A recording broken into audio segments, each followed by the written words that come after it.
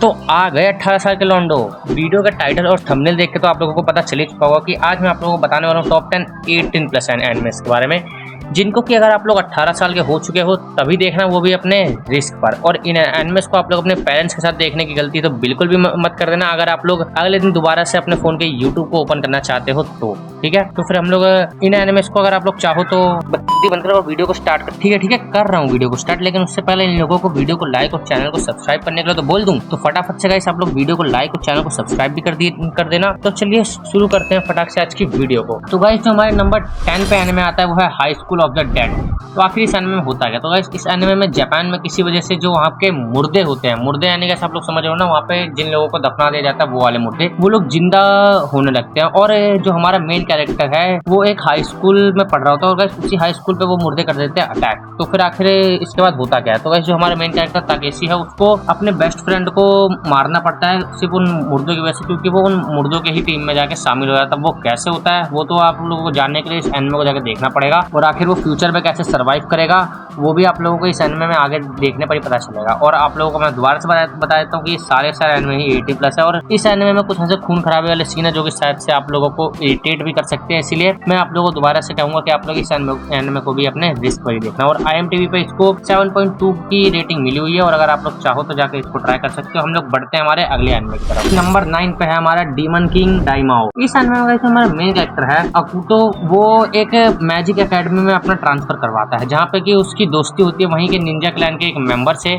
और गाइस फिर बाद में ये दोनों मिलकर दुनिया को एक बेहतर दुनिया बनाने की कसम खाते हैं। और फिर उसके बाद कुछ ऐसा होता है कि जो हमारा मेन कैरेक्टर है अकुतो, वो बाद में जाकर डीमन किंग बन जाता है। तो आखिर वो डीमन किंग कैसे बनता है और डीमन किंग बनने के बाद वो कैसी कैसी हरकतें करता है, इसे जानने के लिए तो गाइस आप लोगों को जाकर एनिमे को देखना पड़ेगा। और इस एनिमे की रेटिंग IMDb पे 6.6 की मिली हुई है, तो अगर आप लोग चाहो तो इस एनिमे को भी जाकर ट्राई कर सकते हो। और इसी के साथ हम लोग बढ़ते हैं नंबर 8 की तरफ। जो नंबर 8 पे एनिमे है वो है मासू गैकुएन HXH। इस एनिमे में गाइस जो हमारा मेन कैरेक्टर है उसके पास कुछ पावर्स होती हैं, या कहे उसके पास कुछ स्पेशल पावर्स होती हैं जिनका कि वो यूज ढंग से कर नहीं पाता। तो इसीलिए उसके फैमिली मेंबर्स उसे एक दूसरे हाई स्कूल में उसका ट्रांसफर कर देते हैं, जहाँ पे कि सभी लोग अपनी पावर्स का यूज करना सीखते हैं, और वो वहाँ पे अपनी पावर्स का यूज करना और अपनी पावर्स को बढ़ाना भी सीखेगा। लेकिन ऐसा अब आप लोग सोचोगे कि आखिर इसमें 18+ वाला क्या सीन है। इस एनिमे में जो उस हाई स्कूल के जो सीनियर गर्ल्स हैं उनका अपनी पावर को बढ़ाने का तरीका कुछ ज्यादा ही अजीब है। इसलिए गाइस अगर आप लोग चाहो तो इस एनिमे को भी देखना, लेकिन अपने रिस्क पर। और IMDb पे इस एनिमे को 5.9 की रेटिंग मिली हुई है। अगर आप लोग चाहो तो देखना।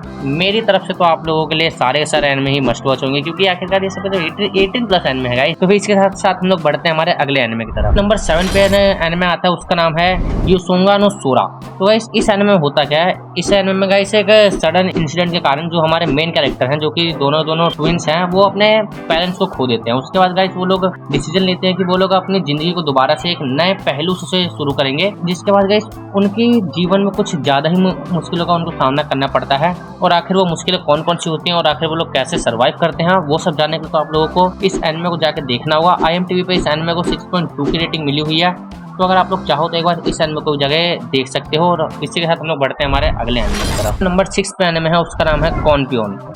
इस एनिमे वर्ल्ड में लोगों को पता चलता है कि जो गॉड है वो कोई मिथ या लेजेंड नहीं, बल्कि वो एग्जिस्ट असलियत में करते हैं। इसी के बीच जो हमारा मेन कैरेक्टर है वो अपने ग्रैंडफादर की एक विश पूरी करने के लिए इटली तक का सफर स्टार्ट करता है। और आखिर इस सफर में उसके साथ क्या होता है और क्या वो गॉड से भी मिलता है, ये सब जानने के लिए तो आप लोगों को इस एनिमे को जाके फॉलो करना पड़ेगा। और गाइस इस एनिमे की जो रेटिंग है वो IMDb पे मिली हुई है 6.8 की, तो अगर आप लोग चाहो तो इस एनिमे को भी जाके एक बार देख सकते हो। तो हम लोग बढ़ते हैं हमारे नंबर 5 की तरफ। तो गाइस नंबर 5 पे हमारा जो एनिमे है उसका नाम है सेकिरेई। अगर मैं इस एनिमे का प्रोनाउंसिएशन गलत कर रहा हूँ तो फिर आप लोग मेरे को माफ कर देना, क्योंकि ये थोड़ी बहुत जापानीज लैंग्वेज होती है, ऐसी है। तो गाइस इस एनिमे में जो हमारा मेन कैरेक्टर है मिनातो, वो अपनी कॉलेज लाइफ बिल्कुल ही आराम से एंजॉय कर रहा होता है। उसके कॉलेज में बहुत सारी ही गर्ल्स होती हैं और उसकी 2-4 गर्लफ्रेंड भी होती है, लेकिन तभी उसके लाइफ में आता है एक सडन सा चेंज। उसके कॉलेज में आती है एक न्यू गर्ल जो कि बनती है उसके लाइफ में इस चेंज का कारण, और आखिर वो ऐसा क्या करती है वो सब जानने के लिए आप लोगों को इस एनिमे को जाकर फॉलो करना पड़ेगा। और आखिर इस एनिमे में आगे चल के हमारे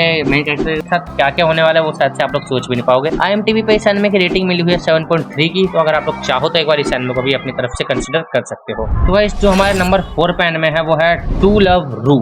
इस एनिमे में जो हमारा मेन कैरेक्टर है यूकी रीतो, उसको गाइस अपनी क्लासमेट से लव हो जाता है, लेकिन बाद में उसको जब पता चलता है कि जो उसकी वो क्लासमेट है जिससे कि उसको लव था वो दरअसल इंसान है ही नहीं, तो आखिर वो है कौन। तो गाइस वो जो क्लासमेट थी वो थी एक एलियन। और आखिर इसके बाद हमारे मेन कैरेक्टर का क्या रिएक्शन होता है और आखिर उनकी लव स्टोरी आगे जाके क्या क्या मोड़ लेती है वो आपको इस एनिमे में देखने के लिए मिलेगा। IMDb पे इस एनिमे की रेटिंग मिली हुई है 6.4 की। तो अगर आप लोग चाहो तो इस एनिमे को भी जाकर एक बार देख सकते हो। और मैं आप लोग बता रहा हूँ कि ये एनिमे बिल्कुल ही ऑसम से ट्विस्ट के साथ आता है। तो गाइस जो हमारे नंबर 3 पे एनिमे आता है उसका नाम है the testament of the sister new devil.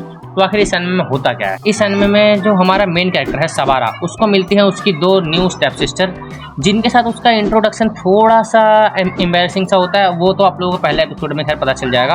और आखिर इस एनिमे में होता क्या है। तो गाइस पहले तो उन लोगों की ढंग से बनती नहीं। उसके बाद जो सवारा है उसको अपने सिस्टर्स के बारे में कुछ ऐसा पता चलता है जो कि शायद आप लोगों को भी पता चलता है, तो आप लोग भी बहुत ज्यादा ही हैरान हो जाते हैं कि गाइस उसकी जो सिस्टर्स हैं वो दरअसल नॉर्मल ह्यूमंस नहीं है, वो है डीमंस। और आखिर इसके बाद हमारे सवारा जो हमारा मेन कैरेक्टर उसका क्या रिएक्शन होता है वो आप लोगों को इस एनिमे में देखने के लिए मिलेगा। होगा मैं आप लोगों को पहले बताया तो जो आप लोगों को इस एनिमे का फर्स्ट एपिसोड है उसमें ही आप लोगों को इतने सारे ट्विस्ट देखने के लिए मिल जाएंगे जितने कि आप लोगों ने सोचे नहीं होंगे। तो इस IMDb पे इसकी रेटिंग है 6.6 की। अगर आप लोग चाहो तो एक बार इस एनिमे को भी जाके देख सकते हो। और इसी के साथ हम लोग बढ़ते हैं हमारे सेकंड नंबर के एनिमे की तरफ। तो गाइस जो हमारे सेकंड नंबर पे एनिमे है वो है किस एक्स सिस। इस एनिमे में गाइस 2 ट्विन सिस्टर्स दिखाई जाती हैं, रिको एंड अको, जो कि अपने भाई को लेकर कुछ ज्यादा ही ऑब्सेस्ड होती हैं। और गाइस उनका भाई का जो हाई स्कूल में ट्रांसफर होने वाला होता है वो लोग उसको रोकने के लिए किसी भी हद तक जा रही होती हैं।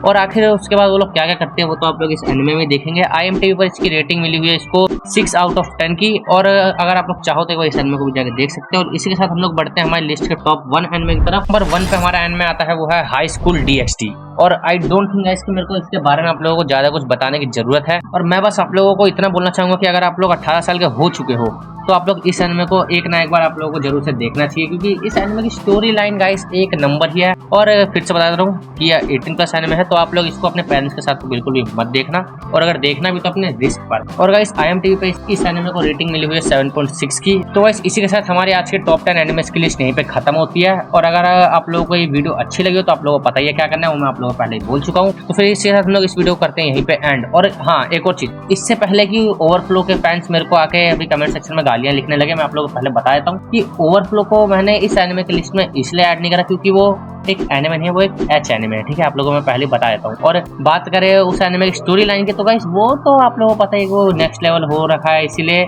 मैं आप लोगों को पहले बता देता हूँ कि वो इस एनिमे के लायक नहीं है, क्योंकि उसका लेवल कुछ ज्यादा ही ऊपर जा चुका है। और अगर आप लोग चाहो तो एक बार, अगर आप लोगों ने खास करके उस एनिमे को नहीं देखा तो आप लोग एक बार जाकर उस एनिमे को भी जरूर से ट्राई कर लेना। और इसी के साथ हम लोग करते हैं हमारी इस वीडियो को एंड। अगर आप लोग और भी ऐसी ऑसम सी वीडियोस को देखना चाहते हो तो आप लोग इन बाकी वीडियोस को जाकर देख सकते हो। मैं आप लोगों से मिलूंगा उन्हीं वीडियोस में, तब तक के लिए बाय बाय।